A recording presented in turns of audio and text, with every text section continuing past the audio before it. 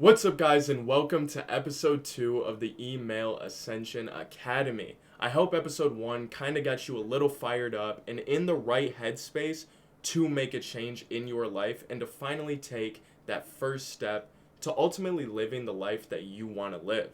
It's important when doing an academy like this to have mindset videos and videos where it's a little less technical and more on the emotional and mental side. One, because it's a nice pause and attacks a different part of the brain and different weakness in you becoming successful. But also, two, because mentals and mindset is really half of the battle in all this shit, guys. Like, you can have all the technical and analysis know-how, but if you're a loose cannon or if you're undisciplined and you can't take rejection the right way, or like when challenges present themselves, you run away and hide, then you're not going to be successful in any business model. And that's just a fact. But enough yapping. This isn't a mindset video. This video is going to cover a very crucial first step for you, and that's competitive research. Competitive research should be the absolute first thing that you do when starting your ESMA agency. So, with that being said, the first question that you may have is, what is competitive research and why should I do it? Well, that's a good question. Competitive research in ESMA, put simply, is just finding a business online and seeing how they're running their email and SMS marketing. It's as simple as that. So you're looking at, does this business I'm researching have pop-ups? If so, how long does it take for the pop-up to trigger?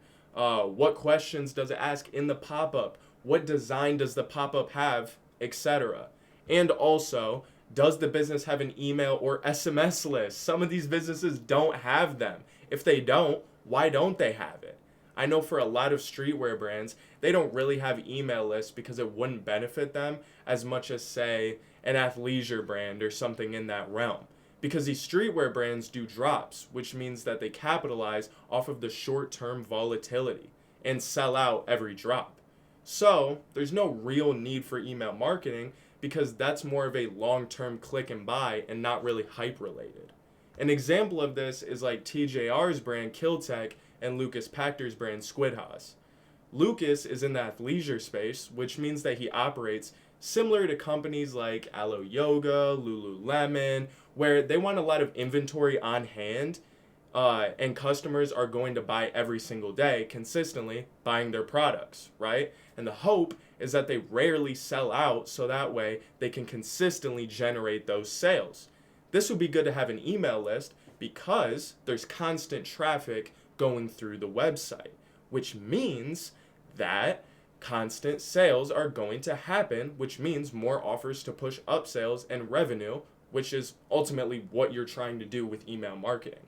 You're trying to push these offers and these codes and these discounts to encourage buying behavior so that way people ultimately spend more money.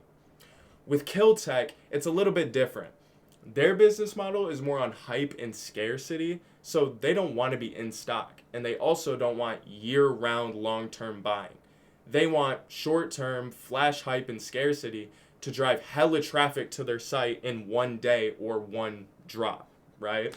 And for all of their limited inventory to be sold out same day and then get resold later down the road for a much higher price. This will artificially increase the brand's revenue because come next drop, Kiltech can raise their retail prices to match the consistent resale value of their items, which as they get more expensive, right? When people resell an item, say the item was 200 and they're reselling it for 500 or 1,000, Kiltech may look at that and be like, okay, next drop, we know that our sweatshirts are reselling for 1,000, so let's price our retail drop at around like 400.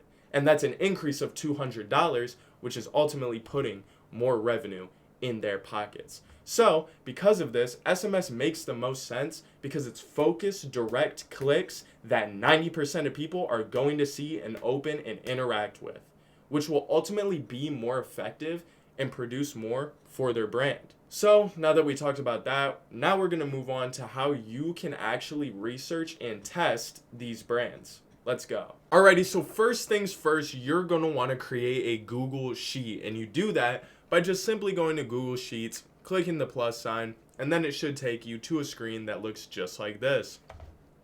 The next thing that you're going to want to do, though, is you're going to want to name your Google Sheet. Guys, I'm going to tell you right now, you don't know how many times that I've been creating documents, sent documents, whatever the case may be, and it has no name, and it's left untitled just like this, and I can't find what the fuck I'm looking for. And so then, I go around for like 20 minutes trying to find the document. I get pissed. Everybody gets pissed. It's a whole thing.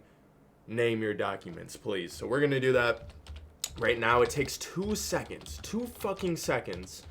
Okay? I'm not a good speller at all. All right? So take it what you will. But we got a name here. Okay? Competitive research. That'll work. Name your fucking document. All right. So the next thing that you're going to want to do is create the columns. And how you're going to want to do this is by just highlighting this thing right here and dragging it over. This will make a nice, big, long section. Nice, big, and long. That you're going to name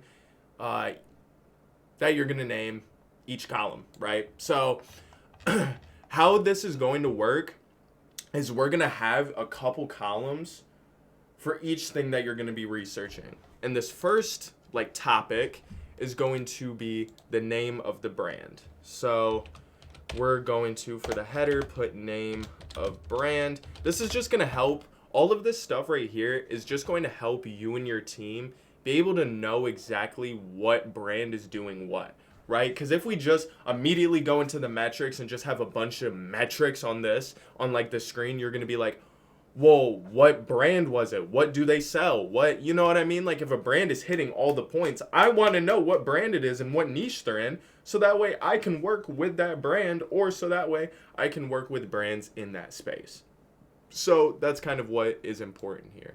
Highlight it. I like to bold it personally. That's just personal preference. You don't have to, but that's just what I like to do.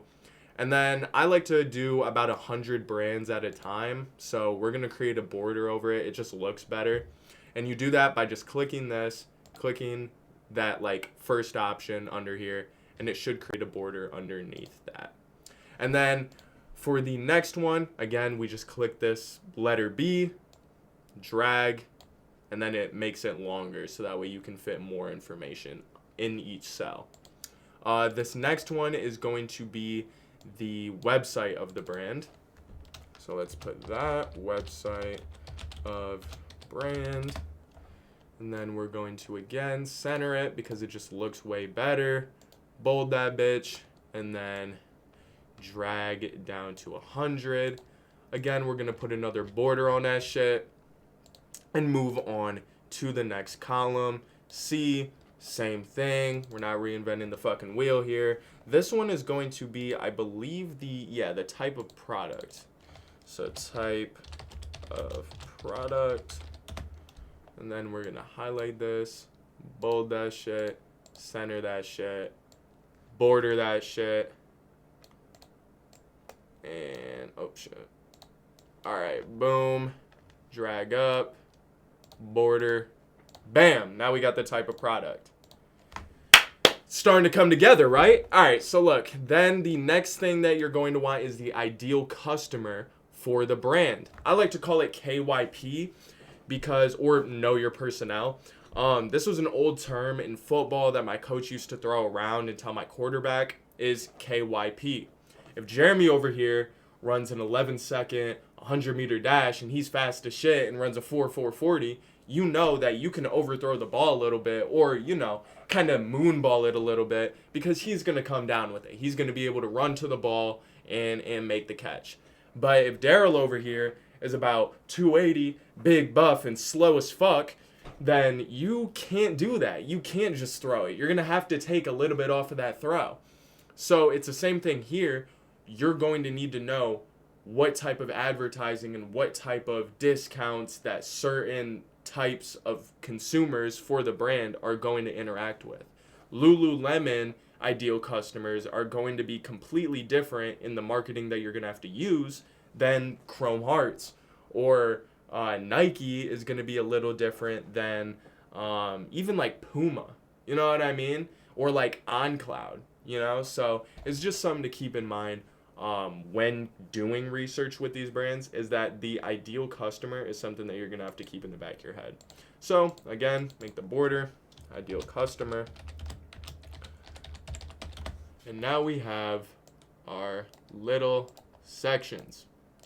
Now, this isn't all that you're going to put, but this is just identifiers, is what I call it. It's called an identifier. It's pretty much just identifying the name of the brand, where you can check out the brand for yourself, the type of product that this brand may sell, and the ideal customer. And then everything after are all the metrics that you're going to be tracking when you're actually in the trenches doing the research. All right? So let's get into what you're going to be looking for when researching these brands. So the first thing is, does the brand have a teaser? Okay, and I'll show everything because I'm gonna do a live run through of how I would research a brand. I'll show you what everything means. So what does a teaser mean? You might be asking me. Don't worry, I'll explain it. I'll show you. You'll know exactly what a fucking teaser is.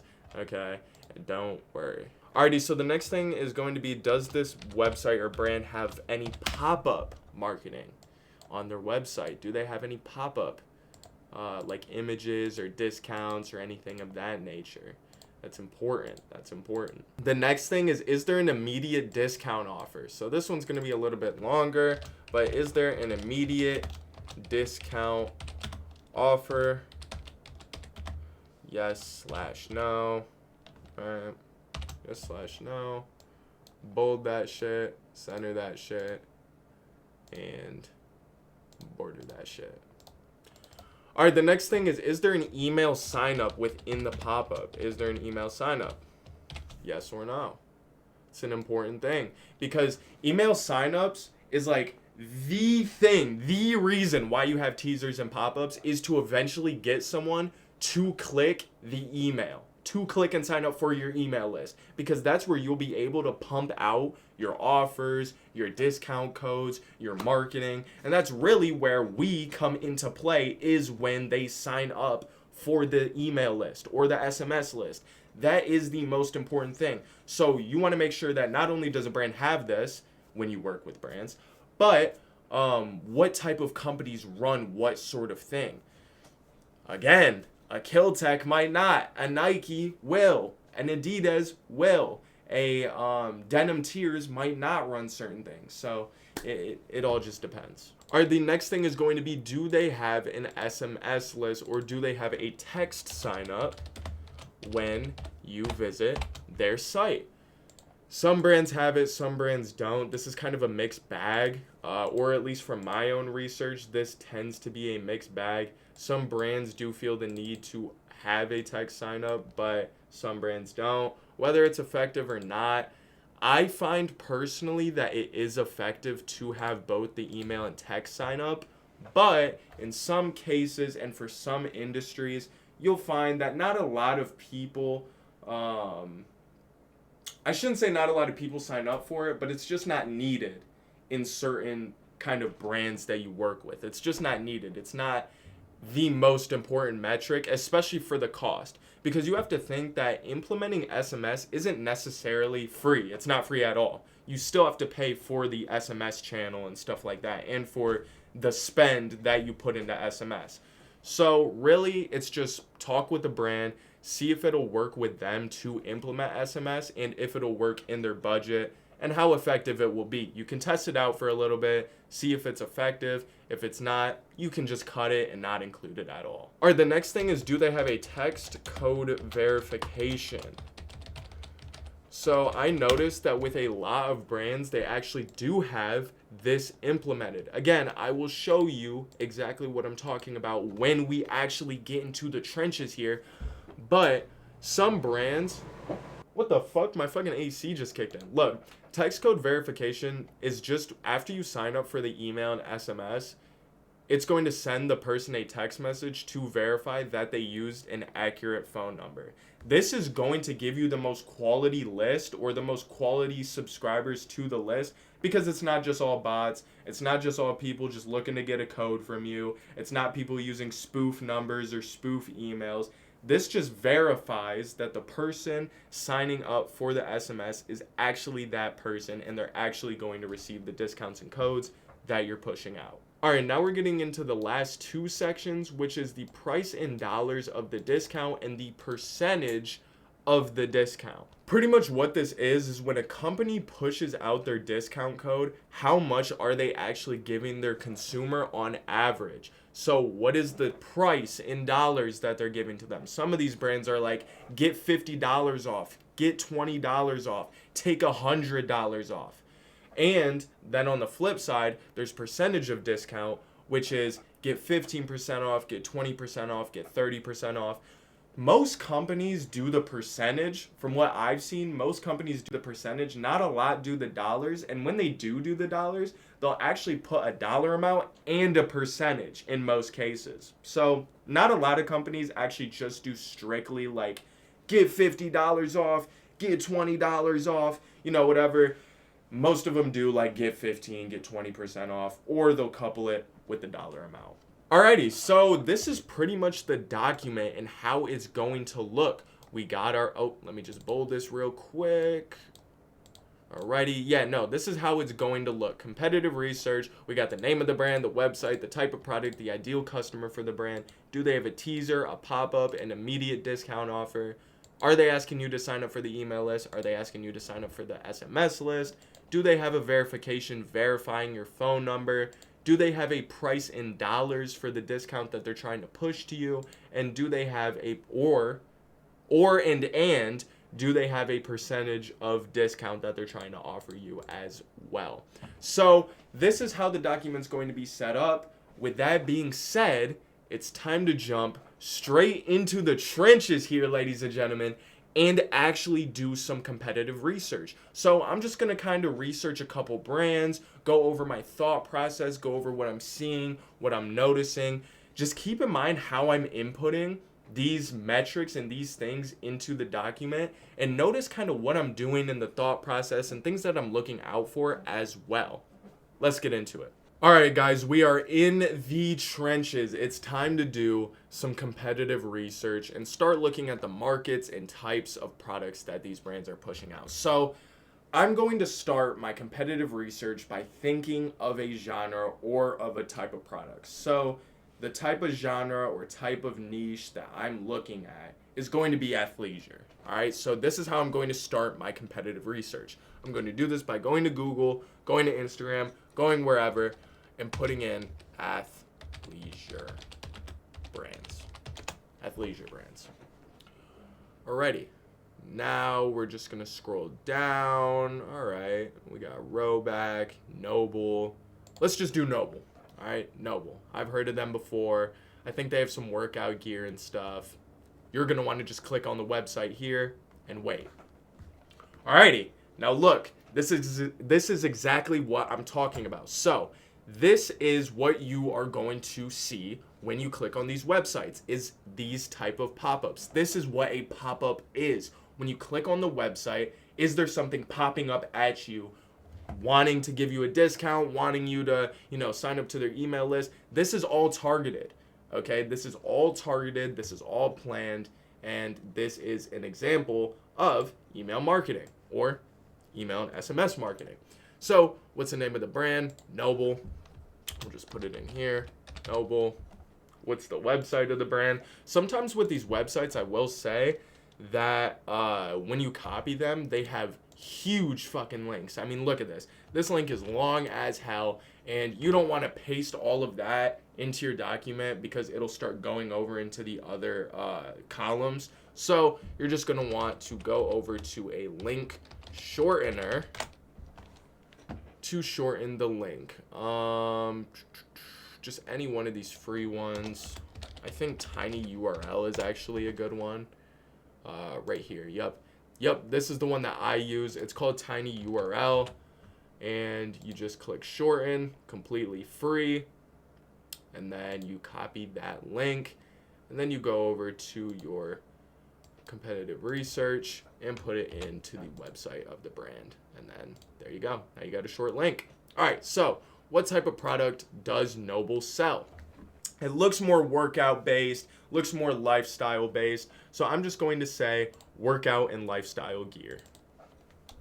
Workout and lifestyle gear.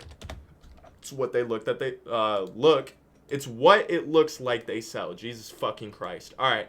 Ideal customer for this brand is probably going to be people that work out.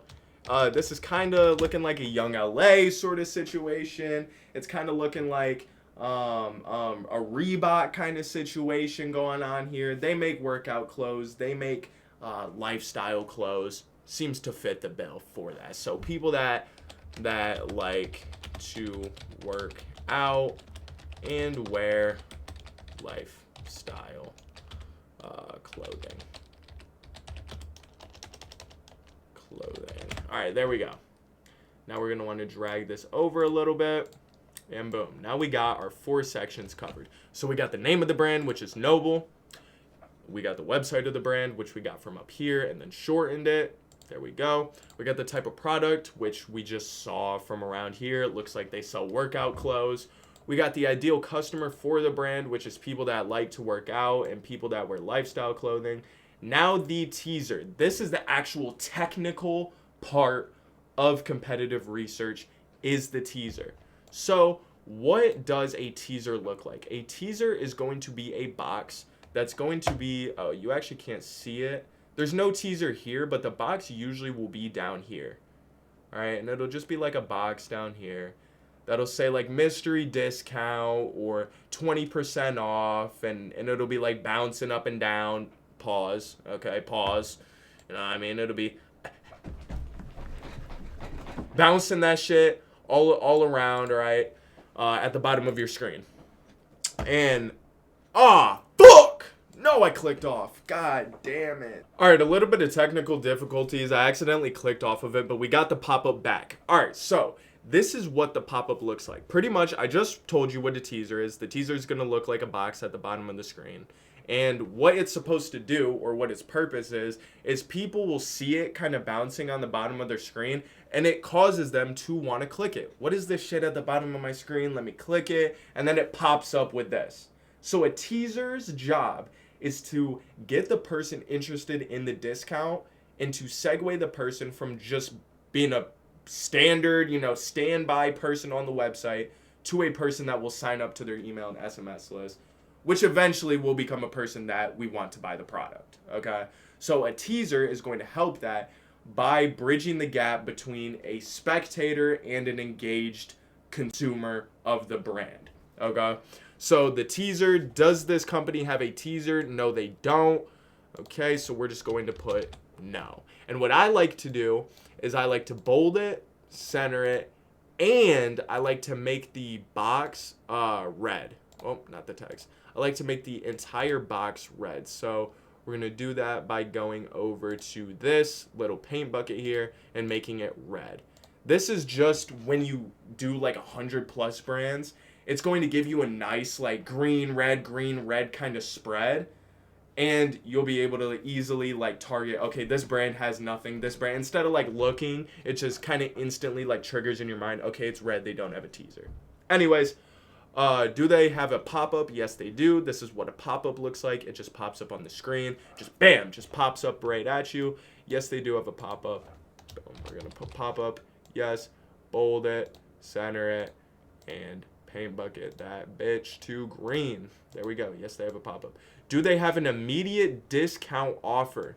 Yes, they do. They are giving us an immediate discount offer. Do you want 30% off your first order? That's an immediate discount offer.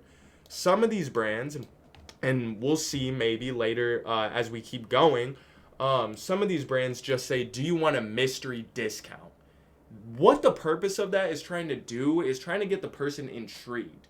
It's trying to get the person to be like, oh, I want this mystery discount. Oh, it's just for me. It's a mystery, it's exclusive to me. Well, I'm curious. Let me sign up to the email list. Let me sign up to the SMS list to see what this discount offer is. But with some more established brands like Noble, like Nike, they already have a fuck ton of buyers and already have that kind of proof of concept. So they just give the discount code off rip. So do they have an immediate discount offer? Yes, they do. Yes. Again, bold this shit. Center it. Paint bucket, green. Boom. There we go. And now are they giving us an email sign up? So the next part of this is you're going to want to click, of course, lock it in. And yes, they do give us an email sign up. Now, I personally suggest that if you're going to do competitive research, that you get a spam email. This is what I do. This is what people in my agency do when they do competitive research. This is what I teach and tell people to do for competitive research. Create a spam email. Because obviously don't use your, own personal email. But what that's going to do is it's going to do two things. One, you can't get to knowing if they have a text sign up or text code verification or anything if you don't put in your email address. So if you don't have a spam email, you're not going to know what brands use an SMS list. And two, it's going to actually help you and benefit you to sign up for these brands' email lists because they're going to send you email. And what's the good thing about them sending you email is that you are seeing for free firsthand what these high-level companies' emails look like what the designs look like, what the copy looks like, what all of that stuff looks like. So it's important that you sign up for Nike's email list, Noble's email list, Alo Yoga's email list, Lululemon's email list. These are $100 million to $1 billion corporations that are going to be sending you emails, and you'll be able to just take their design, rip their copy, take inspiration from these high-level brands that are doing it at the highest level, okay? So I'm going to put in a spam email in here, and we'll move on to the next step. But what you're going to want to do is get a spam email, put it into this email address box below, and then click unlock whatever % discount. But do they have an email sign-up list? Yes, they do. Yes, they do. Bold, center, green. And then we will see if they have a text code sign-up. Alrighty guys, so after putting in the email, I am noticing that they do have an SMS list. So what you're going to want to do they have a text sign up? Yes, they do. 30% off your first order, drop your number and save, no minimum, no catch, no BS. They want you to put in a mobile number, so we're going to put in yes. Yes. Alrighty, bold, center, and green. For this one, you don't actually have to get like a spam number or a spoof number or whatever. You can actually just put in a random amount of numbers, and most of these companies don't really check you on it unless they have what's called a text code verification. But with this competitive research, this is like the final step in the competitive research part of, reviewing these brands. So you're just going to put in a random number, random amount of numbers like this, unlock 30% off. And then for some of these, we'll just put in like an actual area code. For example, we'll do, move on, check your text. All right, so this is the text code verification that I was talking about. It just looks something like this. Check your tags, reply Y to confirm your subscription. This is the text code verification. Now, if you were an actual consumer and actually wanted the 30% off and actually wanted the discount, you would just put in, your number, check your text. Let me put in the code, reply Y, and then they will give you the discount. But since we're just doing research and just wanted to see how these brands operate, obviously we're just going to put in a, random combination of numbers and then just see that they have the text code verification. So we're going to do yes for text code verification, click B, center it, go to the bucket, click green, and boom. Now, what was the price in dollars of the discount? I forgot to mention this, but there was no price in dollars. Absolutely none. You didn't see it at all. I didn't see it at all. There was no $50 off, no $20 off, nothing like that. So we're going to put N/A, non-applicable. We're going to bold that again, center it. And then for this one, I like to put gray because it's kind of a gray area. Like, yes, they didn't have the price and discount, but they also they just didn't have it. So it's non-applicable. So we're just going to put that in gray. And then percentage of discount, we are going to put in green because they did have a percentage. It was 30% off. 30% off. Bold that shit. Center that shit. And boom. Now we have our first brand that we did competitive research live for. So if you were following along, the name of the brand, you type in what you're looking for, athleisure, streetwear, whatever. You find a brand, you put in the name. So for this one, we found Noble. We put in the name, website of the brand. You just want to copy the URL, put it into a link shortener if it's too much, and then you're going to want to identify the type of product. And then once you find the type of product, workout and lifestyle gear, athleisure gear, entrepreneur type gear, whatever the case may be, then you're going to want to identify the ideal customer. This really shouldn't take you that long. It should be fairly easy to find what type of customer that this brand is selling to.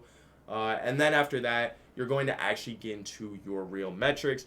Do they have a teaser? Do they have a pop-up? Do they have that immediate discount offer? Are they giving you that immediate 30% off? Or are they kind of making it a mystery?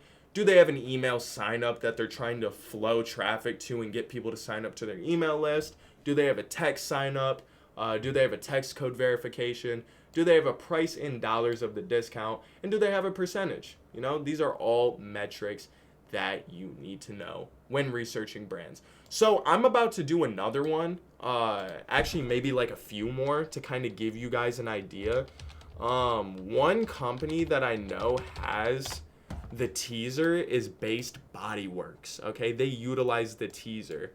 And let me look. Oh, they must have gotten rid of it. Oh wow, they did get rid of it.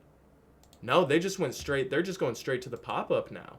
Well, Based used to have a teaser, but this is what I'm talking about. You've got a mystery discount. So this is what I was saying earlier about how some companies might just say, oh, you have a mystery discount and won't say like the actual amount. It's just to get you to keep on clicking and then eventually sign up and then reveal what the, discount is. This says that it stacks with their 30% off. So they're kind of giving you a little bit too. They're kind of doing both. Okay, they're kind of doing a little bit of both where it's mystery discount, but since it's the holiday season, they're giving you a confirmed discount and then you can stack the two. This is actually a nice upsell that Based is working here because the consumer is going to be like, wow, 30% off holiday sale and a mystery discount that I can stack on top of it. They're going to be way more likely to continue on with the email sign up process. But with a lot of these brands, it's just a mystery discount. There's some studies done that have been done on the buyer psychology on mystery discounts. And people view, like, when you say there's a mystery discount, like they're missing out on something. It kind of triggers the same neurons in your brain of, like, FOMO or, like, missing out. You know what I mean? So when a consumer is clicking around on the website and they're seeing that there's a mystery discount, they don't want to miss it. They don't want to be left out. They don't not want to have a discount or miss out on potentially like 50% off. So they, keep on clicking and sign up for the email list. But this is an example of that. I'm pretty sure that Lucas Pactor's brand, Squid Hoss, actually has a teaser, though. No, he got rid of it too. Okay, people must not do the teasers anymore. Because this used to be a big thing just a little bit ago. Like back when I was doing competitive research for the first time, teasers were huge. Every company had a teaser, but he's kind of changed up his website a little bit. But as you can see again, you've got an early Christmas discount. We're going to claim the offer. We're going to put no on immediate discount offer. Okay. What's the name of the brand? Go Hoss. So we're going to put Go Hoss. What's the website of the brand? We're just going to, put that in there too. Alrighty, website, bang.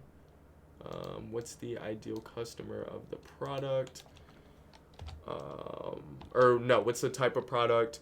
Minimal athleisure wear. Okay. And then what's the ideal customer for the product? I think he said specifically that it's entrepreneurs, and health and wellness lovers. That's the ideal customer.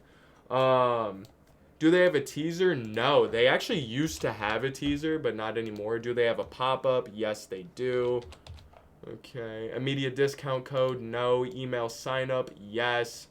And then we'll just put in the fake email. I'll just honestly just put, I think you can just do this too. Like you can just do that and it counts as an email. Yep. Do they have a SMS list? Do they have an SMS list? Yes, they do. We're just going to put yes for the email sign up. Yes for the text sign up. Right here. Yes for the text sign up. And then, again, does he have a text code verification? Yes, he does. And then, was there even a discount at all? So there wasn't a price or a percentage of discount at all in this website like email and SMS marketing series. So this will actually be NA on both or no on both because there was no percentage listed anywhere in here and there was no like numbered specific dollar amount listed in here as well. Obviously put the green and reds as they fit, but now we have two brands that we've done competitive research on.